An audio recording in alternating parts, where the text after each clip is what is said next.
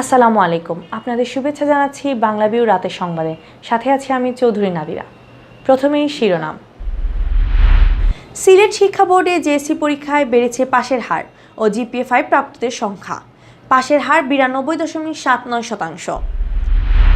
সিলেট নগরীর উন্নয়নে 1228 কোটি টাকা বরাদ্দ দেওয়ায় প্রধানমন্ত্রীকে অভিনন্দন জানিয়ে আনন্দ মিছিল করেছে মহানগর আওয়ামী লীগ। সুনামগঞ্জের তাহিরপুরে ছাত্রদল নেতাকে যুবলীগ নেতার ছুরিকাঘাত, আটক 2। সিলেটের 5 শতাধিক অসহায় শীতার্তদের মাঝে র্যাবের শীতবস্ত্র বিতরণ। সিলেট নগরীর মিরবক্সচুলার এক ফার্মেসি থেকে অবৈধভাবে মজুতকৃত 60 পিস প্যাথেডিন সহ ফার্মেসির মালিক আটক। কানাইঘাট থেকে পরিত্যক্ত অবস্থায় একটি ইয়ারগান ও 120 রাউন্ড গুলি উদ্ধার। এতক্ষণ শুনছিলেন শিরোনাম, এখন বিস্তারিত। জুনিয়র স্কুল সার্টিফিকেট জেএসসি পরীক্ষায় 2018 সালে সিলেটে পাশের হার ছিল 79.82%। 2017 সালের পাশের হার থেকে তা ছিল প্রায় 10 ভাগ কম। ওই ফলাফলে হতাশ ছিলেন সিলেট শিক্ষা বোর্ডের শিক্ষক, শিক্ষার্থী, অভিভাবক সবাই। তবে এবার হতাশার ঝেড়ে ফেলে জেএসসি পরীক্ষা বেড়েছে পাশের হার। এবার পাশের হার 92.79%, যা 2018 সালের চেয়ে 13 ভাগ বেশি।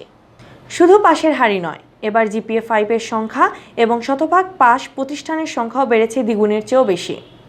এ ফলাফলে খুশির জোয়ার বইছে শিক্ষার্থী, অভিভাবকদের মধ্যে। এদিকে 2019 সালের প্রাথমিক শিক্ষা সমাপনীতে সিলেটে পাশের হার 93.49 এবং ইবতেদায়ীতে এ হার 93.23%। মঙ্গলবার সারা দেশে জেএসসি, পিইসি ও ইবতেদায়ী পরীক্ষার ফলাফল প্রকাশ করা হয়। সিলেট শিক্ষা বোর্ডে 2019 সালে জেএসসিতে অংশ নেয় 1,53,599 শিক্ষার্থী। এর মধ্যে পাশ করেছে 1,42,532 শিক্ষার্থী। এবার জিপিএ 5 পেয়েছে 3,773 শিক্ষার্থী, যা আগের বছরের চেয়ে 2,075টি বেশি। এদিকে জেএসসিতে এবার সিলেট বোর্ডে শতভাগ পাস প্রতিষ্ঠানের সংখ্যা 176টি, যা আগের বছর ছিল 71টি।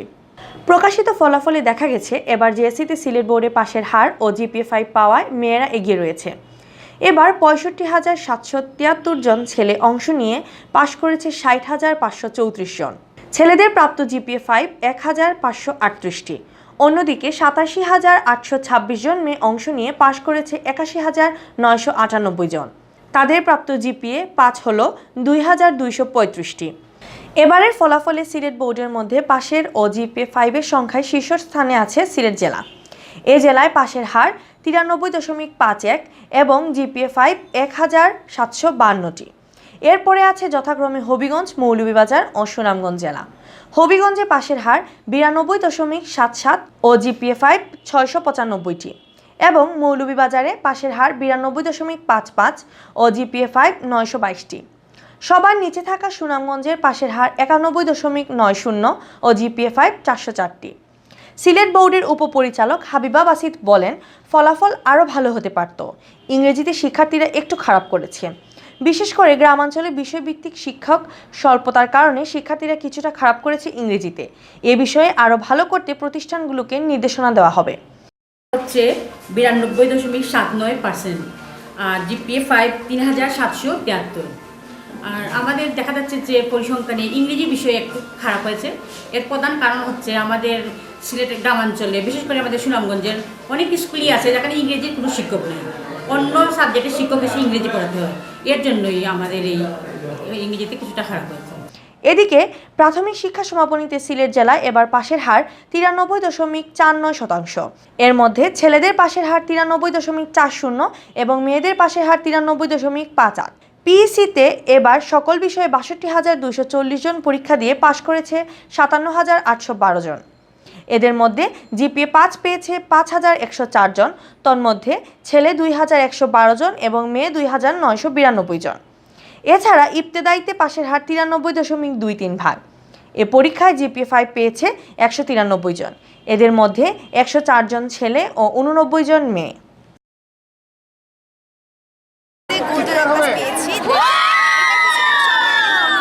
আমার বাবা মা, শিক্ষক শিক্ষিকাদের তাদের উৎসাহ উদ্দীপনা এবং প্রশংসার কারণে আমরা এই কাজটা মানে প্রকাশ করা যায় না। অনেক খুশি, জাস্ট টেনশন ছিলাম, বাচ্চাদের জন্য কষ্ট করছি, রেজাল্ট আনছে, ওটাতে অনেক খুশি। এসিতে প্লাস পাইছি, তাই আজকে অনেক খুশি। আর স্পেশালি আমার আব্বা আম্মু এবং আমার যে স্কুলের শিক্ষক তাদের চেষ্টাতে আজকে আমি জিপিএ 5 পাইছি। সিলেট নগরীর উন্নয়নে 1228 কোটি টাকা বরাদ্দ দিয়েছে সরকার। এ বরাদ্দের জন্য প্রধানমন্ত্রী শেখ হাসিনাকে অভিনন্দন জানিয়ে আনন্দ মিছিল করেছে সিলেট মহানগর আওয়ামী লীগ। মঙ্গলবার দুপুর 12টায় নগরীর রেজিস্ট্রারি মাঠ থেকে মিছিলটি শুরু হয়। বিভিন্ন সড়ক প্রদক্ষিণ করে কেন্দ্রীয় শহীদ মিনারে গিয়ে শেষ হয় মিছিলটি। মিছিল পরবর্তী সমাবেশে বক্তারা বলেন, প্রধানমন্ত্রী শেখ হাসিনা সিলেটের প্রতি আন্তরিকতা থেকে বড় অঙ্কের এই বরাদ্দ দিয়েছেন। অতীতে সিলেটে এত বড় অঙ্কের বরাদ্দ এলেও সেগুলো সুষ্ঠুভাবে ব্যবহৃত হয়নি। এবার যাতে বরাদ্দের টাকা কোনো অপচয় না হয়, জনগণের টাকা অপচয় হতে দেওয়া যাবে না। সভায় সিলেট মহানগর আওয়ামী লীগের সভাপতি বীর মুক্তিযোদ্ধা মাসুকুদ্দিন আহমেদের সভাপতিত্বে ও সাধারণ সম্পাদক অধ্যাপক জাকির হোসেনের পরিচালনায় বক্তব্য রাখেন মহানগর আওয়ামী লীগের সাবেক সাধারণ সম্পাদক আসাদুদ্দিন আহমদ, সাবেক সহসভাপতি অ্যাডভোকেট রাজউদ্দিন, আব্দুল খালিক, সাবেক যুগ্ম সাধারণ সম্পাদক ফয়জুল আনোয়ার আলাউর ও বিজিত চৌধুরী। মিছিল ও সভায় সিলেট মহানগর আওয়ামী লীগ ও অঙ্গ সংগঠনের বিপুল সংখ্যক নেতাকর্মী উপস্থিত ছিলেন। সুনামগঞ্জের তাহিরপুরে এক যুবলীগ নেতার বিরুদ্ধে ছাত্রদল কর্মীকে ছুরিকাঘাতের অভিযোগ উঠেছে। সোমবার রাত 8টার দিকে তাহিরপুর সদর পূর্ববাজারে এ ঘটনা ঘটে। গুরুতর আহত অবস্থায় ছাত্রদল কর্মী তানিম আহমেদ লিঙ্কনকে হাসপাতালে ভর্তি করা হয়েছে।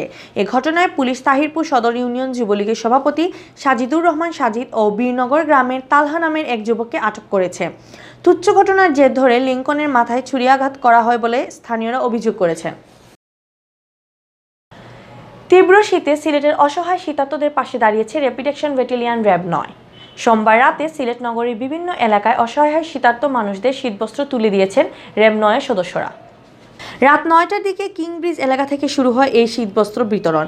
পরে আশেপাশের এলাকাগুলোতে শীতার্তদের মাঝে 200 কম্বল সহ প্রায় 500 শীতবস্ত্র বিতরণ করেন তারা। অনেক স্থানে রাস্তার পাশের ফুটপাতে ঘুমিয়ে থাকা অসহায় লোকজনকে ঘুম থেকে জাগিয়ে হাতে শীতবস্ত্র তুলে দেন র্যাব কর্মকর্তারা। শীতবস্ত্র পেয়ে অসহায়দের মুখে হাসি ফুটে। এ সময় উপস্থিত ছিলেন র্যাব 9 এর মেজর শওকত মোনায়েম, অতিরিক্ত police super Mohammad Moniruzzaman, SI Yunus Khan সহ র্যাবের অন্যান্য কর্মকর্তা।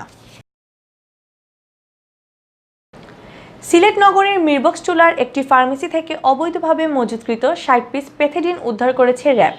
এ সময় আটক করা হয় একজনকে।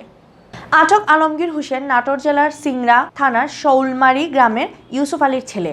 তিনি মিরবক্সটুলার মেডিসিন গ্যালারি অ্যান্ড সার্জিক্যাল স্টোরে কর্মকর্তা। সোমবার রাতে মেডিসিন গ্যালারি থেকে প্যাথেডিন উদ্ধার ও আলমগীরকে আটক করা হয়। তার বিরুদ্ধে কোতোয়ালি থানায় মামলা দায়ের করা হয়েছে।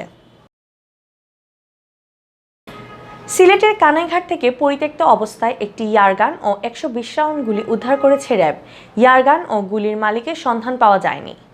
সোমবার রাত 7:30টার দিকে কানাইঘাটের 2 নম্বর লক্ষ্মীপ্রসাদ গ্রামের শরীফুল ইসলামের বাড়ির সামনে থেকে পরিত্যক্ত অবস্থায় এই বন্দুক ও গুলি উদ্ধার করা হয়।